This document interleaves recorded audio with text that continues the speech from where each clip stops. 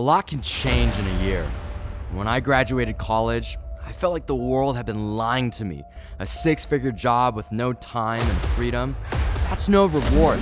There had to be better.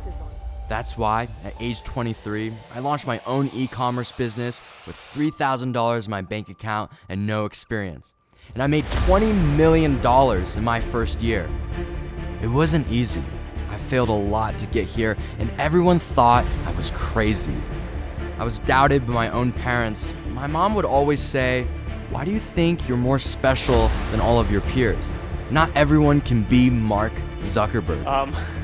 Why can't you work like everyone else?" It's simple. That's not what I wanted. I didn't want a life like everyone else. I wanted to be my own boss. The education system is failing us, and the fake gurus and false experts, they're even worse. So I decided to share my secrets with the world and surround myself with other like-minded bosses.